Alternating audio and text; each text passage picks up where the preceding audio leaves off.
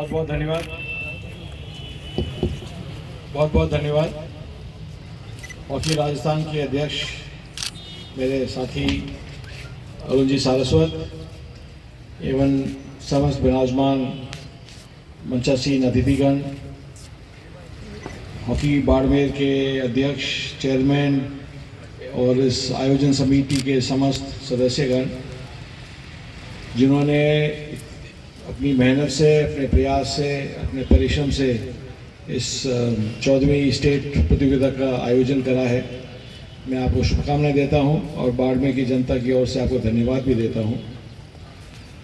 और सामने विराजमान सभी खिलाड़ी जो मेरे लिए वीआईपी हैं, मैं हमेशा खिलाड़ियों के हिसाब से अपने देखता हूं, क्योंकि कार्यक्रम खेल का है और लगाव खेल से है, जैसे संचालक महोदय ने कहा।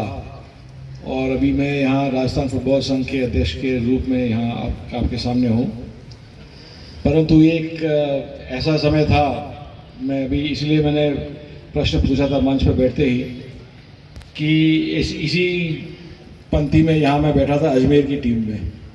मैं हॉकी के रूप में गया था, हॉकी खिलाड़ी के रूप में गया था अजमेर से खेलते हुए जब मैं स्कूल में था, परंतु आगे खेल नहीं सका। वो कैंप में गया था, वो आगे खेल नहीं सका क्योंकि फिर कॉलेज में एडमिशन हो गया, विदेश चले गया। पर मैं अजमेर के लिए खेलने के गया था एक बार। मुझे वो हॉकी का वो समय अभी भी याद है। हॉकी और फुटबॉल मेरे लिए हमेशा सबसे प्रिय रहे थे। और आज मैंने सोचा, जब मुझे निमंत्रण मिला कि इस कार्यक्रम की अध्यक्षता करनी है, तो मैंने सोचा कि हॉकी और बॉल दोनों भी तो हाथ में आएंगे, परंतु बहुत दुख हुआ कि अभी तक मुझे हॉकी स्टिक और बॉल देखने को नहीं मिली यहाँ इस कार्यक्रम में। सिर्फ मंच और माइक और माला और साफा देखने को मिला है। मैं इसलिए अरुण जी से पूछ रहा था कि आपके हॉकी राजस्थान, हॉकी इंडिया का जो व्यवस्था है, प्रबंधन है, कोचिंग के हिसाब से, क्योंकि सबसे महत्वपूर्ण आवश्यकता भारत में कोचिंग की है। मैं फुटबॉल के नाते आपको बताता हूं, जब 2016 में पहली बार मैं अध्यक्ष बना था राजस्थान फुटबॉल संघ का, उस समय 22 वर्ष के लिए राजस्थान फुटबॉल संघ था ही नहीं, लगभग नहीं था, क्योंकि आपस में कोर्ट कचहरी और विवाद और झगड़े चलते रहे थे। और फिर अध्यक्ष के नाते ऑल इंडिया फुटबॉल फेडरेशन में भाग लेने का मौका मिला और 2016 में क्वालिफाइड, मैंने लाइसेंस क्वालिफाइड कोच भारत में लगभग 4500-4600 थे पूरे भारत में। सबसे नीचा हमारे फुटबॉल के हिसाब से सबसे प्रथम स्थान होता है डी लाइसेंस और सबसे ऊपर होता है प्रो लाइसेंस। तो इन पांचों ग्रुप को देखते हुए लगभग 4600, मैक्सिमम 4600 कोच थे उस समय भारत में।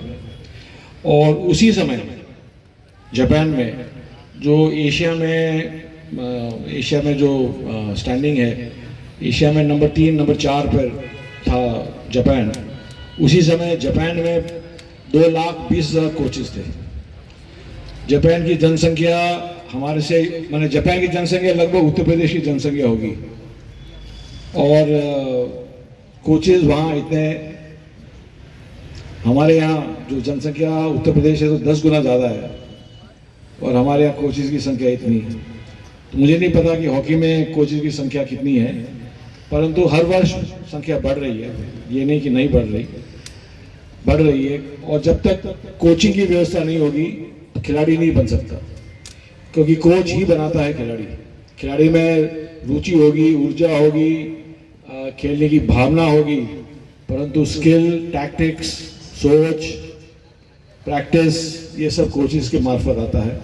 इसलिए मैं चाहता हूं कि हॉकी बाड़मेर, हॉकी राजस्थान, हमारे जैसे हम भी कोचिंग लाइसेंसेस का कार्यक्रम करते हैं। राजस्थान फुटबॉल संघ डी लाइसेंस और सी लाइसेंस हम भी कराते हैं।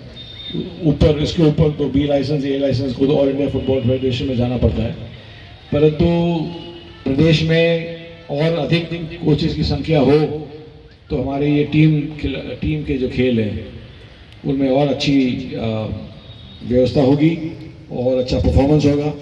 जैसे दिलीप जी ने कहा कि बाड़मेर में बास्केटबॉल का प्रदर्शन लगातार इतना अच्छा, मैंने राजस्थान स्तर पर देखें तो प्रथम स्थान पर है। इतना अच्छा हो रहा है वो गेमर सिंह जी के कारण।